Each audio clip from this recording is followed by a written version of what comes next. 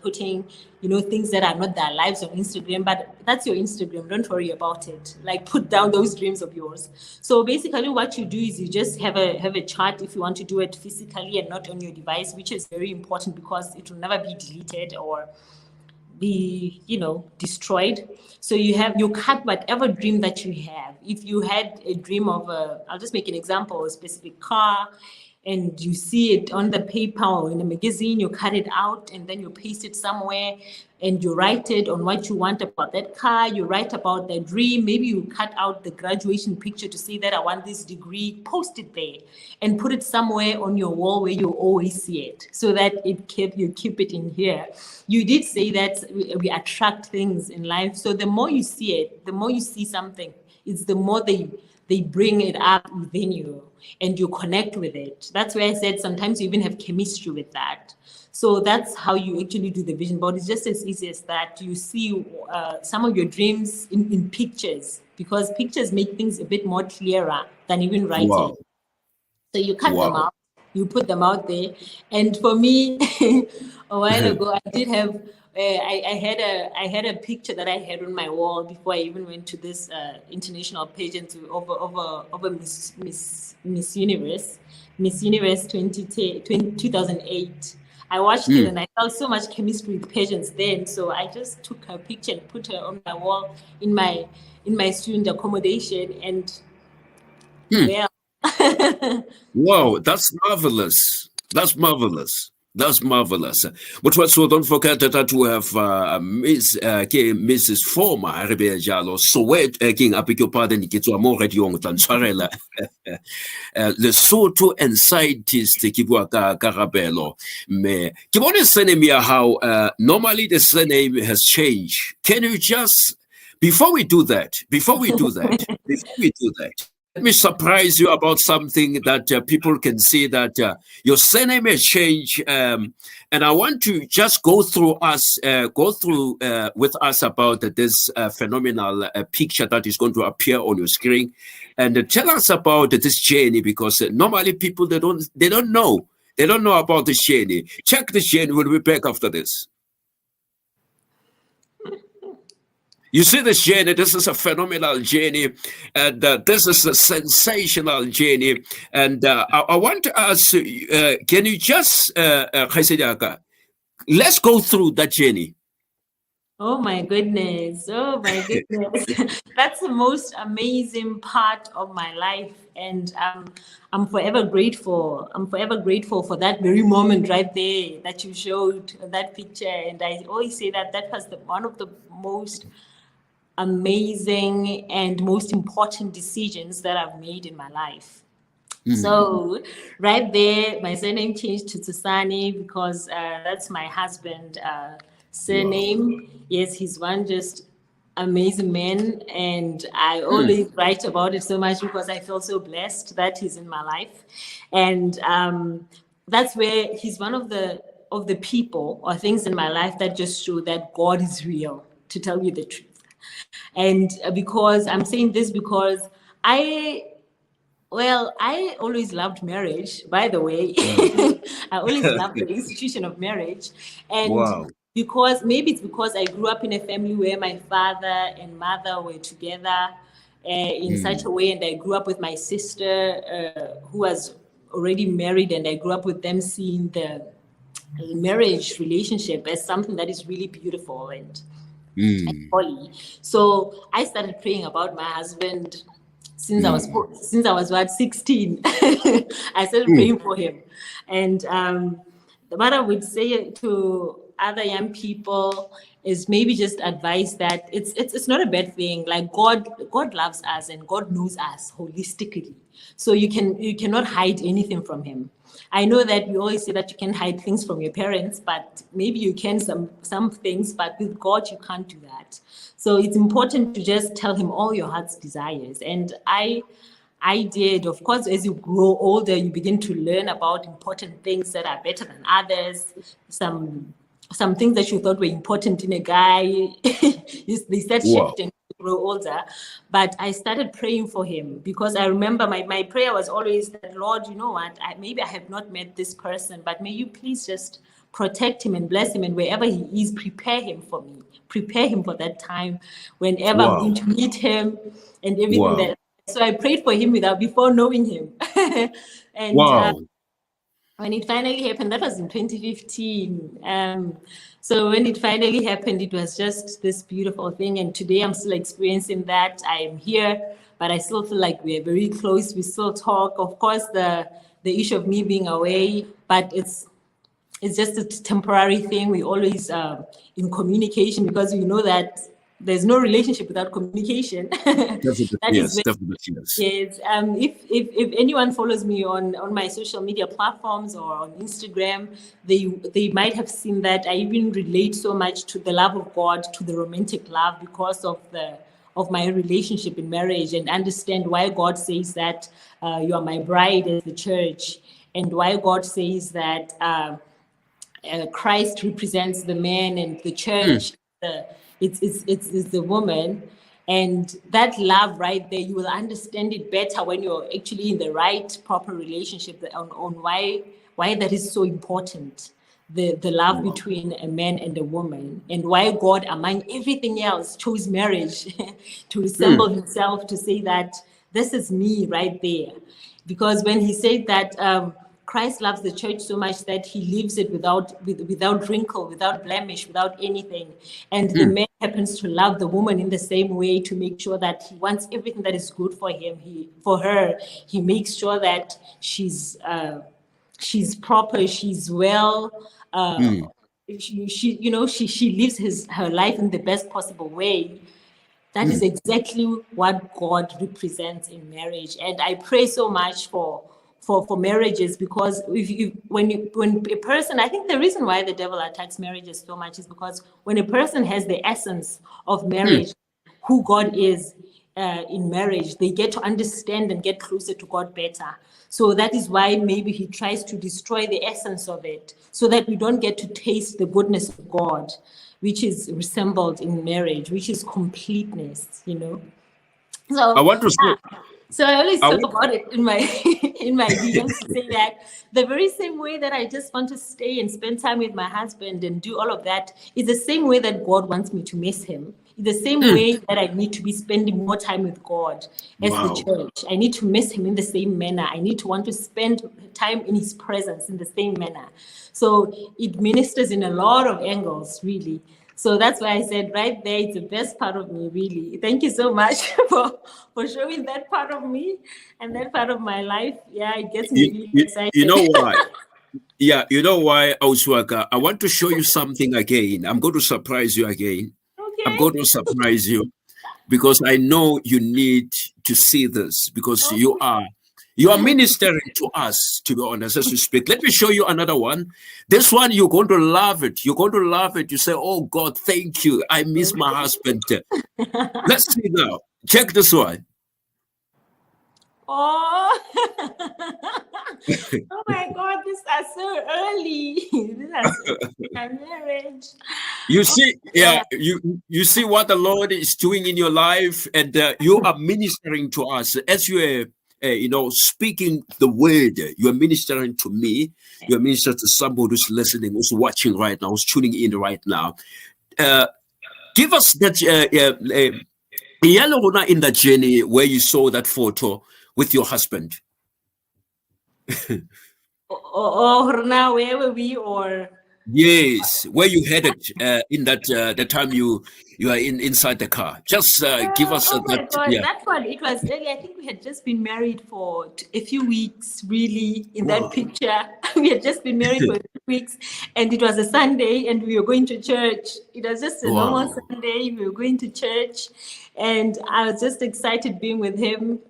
Yeah, I'm very giggly, and I thank God that I'm in a church that is very flexible and allows couples to be couples, so I would just always just be there close to him, and and it's very good for us to experience God together.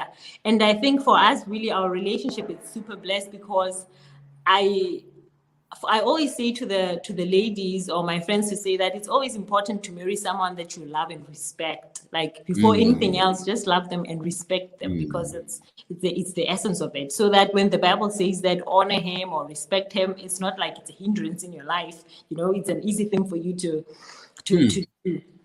And I love that he leads me so beautifully into the presence of God, and he loves God for himself. That's one of the reasons why I married him. Really, his love and relationship with God is super personal, and that's what I really like. People who have their relationship with God as a personal thing, more than a people thing, more than a church thing, more than anything. It should be personal. So that's why one of the reasons.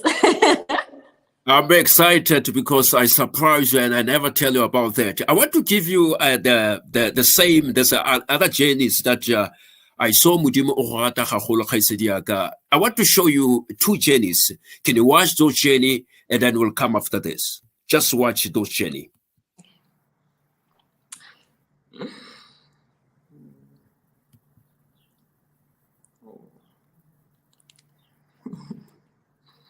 Can you just elaborate about those journeys, especially in the United States, where Obama?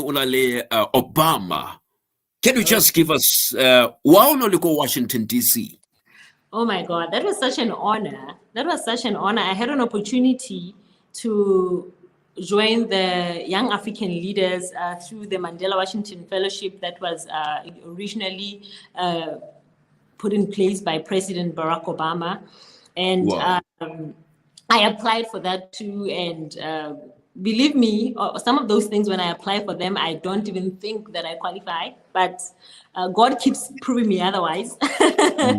Keeps proving me otherwise, because I act on what he puts within me. And that's where I said that if God has put an interest within you, just go for it and let God do the rest. So at that time, that was I was in the cohort of 2016 where I was placed in the Portland State University in Oregon, and we were there with other African leaders from different African countries. And I'm sure that if you look at it, Mandela Washington Fellowship, you will also see it there, and you can actually apply for any cohort and give yourself a chance if you believe that you're a young leader. That's where you can go. And I think our cohort was very blessed because we were in the final year of the first African American president. So in his last term, we were that cohort, and we got to meet him. And I still remember when he was greeting us, actually just the matter of just greeting him and holding his hand was amazing for me because I always just loved them as a couple. President Obama and Michelle Obama, they are such an amazing inspiration. And just to see a woman, I even spoke about her in my final speech at the Portland University, where I said that it's amazing how that's where you see how a powerful man allows a powerful woman, her space and to the ability to express herself so beautifully. And at the same time, she honored him as her husband, and she became there for her kids. And at the same time, she was making an impact. I mean, what's better than that, And so yeah, we had that opportunity, and I'm super grateful for it. I'm really super grateful for it, and for the relationships that we've made across the continent, and the relationships that we made even at home with other cohorts as Mandela Washington Fellowship, where you get to meet people who are actually making things happen. And it's been such a blessing. So that's why I would always say that if you have such an opportunity, just go for it, because you never know who you'll meet in those platforms. Definitely, we like to thank God for that. Yes, now we're going through this. Could you tell us about your belief and your faith? Oh, I think thank you so much. That is actually the core of who I am, because I don't think I'm anything really without God. I don't think I would be anything or be anywhere, because He's the core who always gets me going. Because like you said that I'm a scientist, and I don't think without God, I would actually even believe that I would do what I'm doing right now. That's But true. hey, I'm specializing right now in cellular pathology in biomedical science. And it's some of the things that are quite intriguing to me, and some of the things that I really feel like I have reached a point where I want to find answers. You know, scientists find answers. It's We true. It's scientists true. find answers. And the reason why I came to this course when you talk about believing is because I believe that as a child of God, I am at a great advantage to be a scientist. In this way, Wow. let me tell you how. I'm at a great advantage because I serve a creator.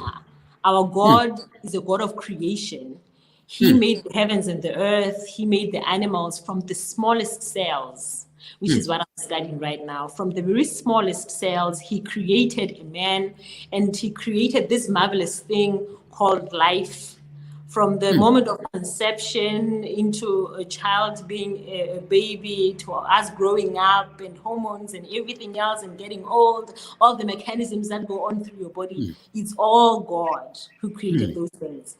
And what an honor it is for me to get to try and learn what his creation has been from the beginning of time. You understand?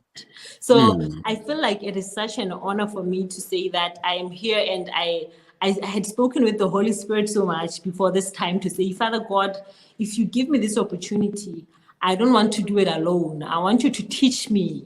Teach me. Because Jesus Christ, before he left, he said that I don't leave you alone. I leave you with the Holy Spirit. He will teach you. He will remind you. So I actually reminded him that, but Christ said that you will teach us and you will remind us. So I want you to teach me life, teach me what happened, because it says that the Spirit of God is the one who knows what is going on with God, just like the Spirit of man knows exactly what his thoughts are. So I was like, you know what, God, you're going to teach me your creation. I'm going to do this course, and it's going to Hallelujah. make sense to me. It's going to make sense. It might be difficult. It might not be an easy thing, but it's going to make sense to me because you are God who created these things. We are just discovering them. Scientists are just discovering things, but God created them. You know, he created all the mechanisms. He created all this machinery called a human being. So it was quite an honor. So that's why I'm saying believing God and faith is at the core of who I am. So whether I'm studying, whether I'm in patients, whether it's in family, it's all God. Like, it's the core. It's who I am. That's why I'm studying what I'm studying. That's why I'm married to who I'm married to. That's why I'm here. Yeah. So yeah, that is it. Thank you so much for that question. And really, faith and believing is actually everything of who I am. I'm not sure if you're still there.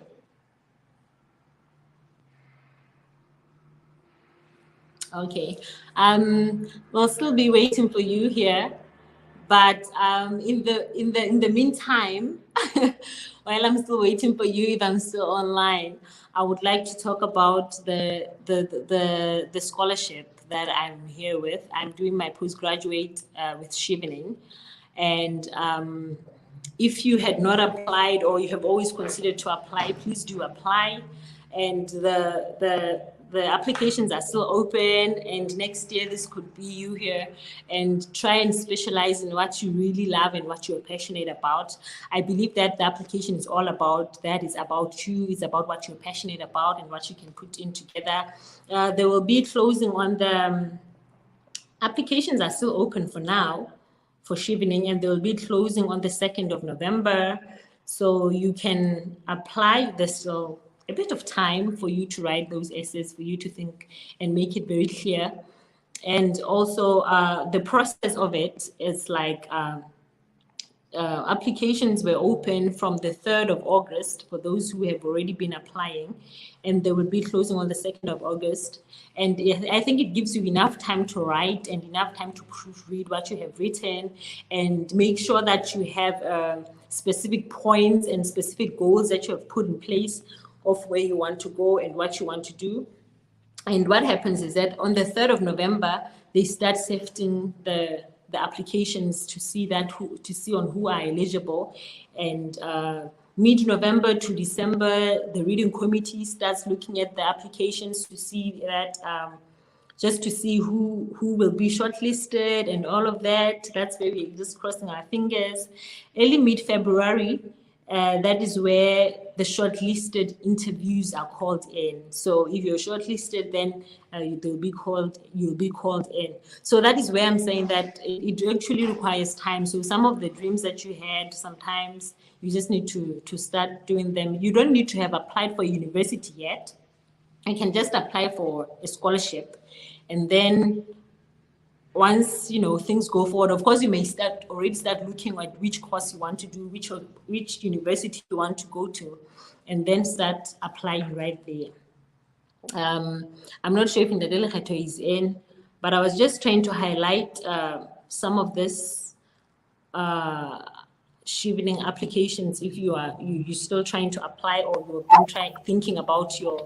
you've been thinking about doing these things. Thank you, Lekgetho, for coming back. So what I was speaking about when you were not there, I was just highlighting people on applications applying for shivering, just to say that the applications are still open for a postgraduate degree in shivering. They were opened from the 3rd of August. They'll be closed on the 2nd of November. So those who still want to apply, they can still apply. That's the deadline. And normally it takes 8 months for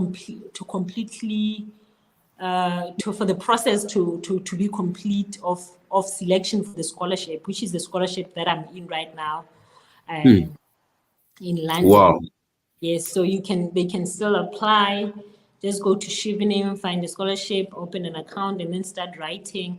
And I think it has enough time for you to proofread your work to make sure that it is well written, have proper goals of future goals, know who you are and what you want. That's really about the application process and how you can. Thank you so much. Thank you so much. What I like about you are so phenomenal. You'll be such a presenter, because you took for me, and much I must say much appreciated. Thank you so much. I really appreciate it. It was a technical issue on my side. Yeah, let me just ask you this question regarding. Take us through your quarantine COVID-19 test experience and what are the documents you need to travel to UK. Because currently in South Africa, we have a challenge now to travel to UK. Can you just give us the experience when you quarantine on that? Okay, so first and foremost, traveling during the pandemic was not easy. We all know that. And you need to process a few things before you travel, of course. And in my case, and other people who were traveling through sponsors or scholarships, you will definitely need your letter of admission, or the financial proof, like any other who will be traveling overseas through a visa, so that you get your visa. And right now, they still continue with the TB testing. Of course, it goes along with the COVID test, even though the COVID test, we all know that you need like 72-hour results, PCR results before your travel day.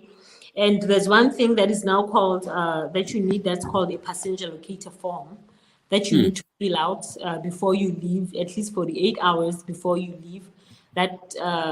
That has your details of quarantine if you're from a red listed country. I know that most countries are still coming out of the red list right now. But anyways, if you still travel and you're from a red listed country, it will indicate on your passenger form as well to say that you will have to quarantine.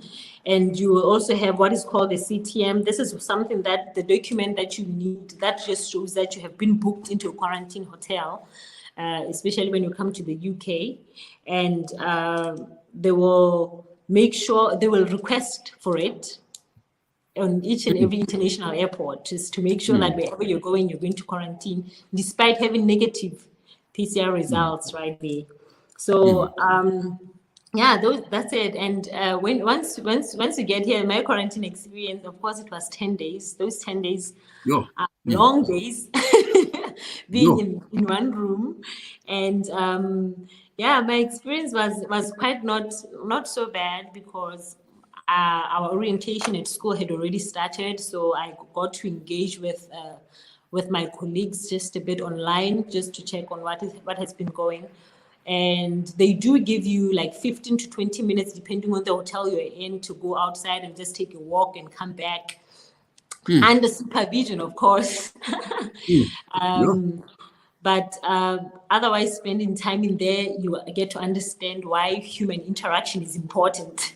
Because, wow, it does take a toll on you sometimes, even though you try and keep busy. And maybe it is important once you're in quarantine to keep a routine, because a Mm. routine helps you so not to stay in one place or to be depressed, be able to get up, be able to make your bed as much as you are alone in that room, make up your bed, clean up a bed, just so that you stay in Mm. a good environment and your mind can still be functional and effective. Mm. So yeah, but that was that, and yeah, it was good to come out of it. Regarding the quarantine, there's a certain amount you pay from, let's say, hotel in maybe in the in United Kingdom. There's a certain amount that way, Patalang. It's a lot Yes, of money. You can tell it's a lot of it's money. a lot of money. It's a lot of money, even though because we went through a scholarship, we had it paid. It is a lot of money because it was by the time I came, it was around 2,000, Yeah.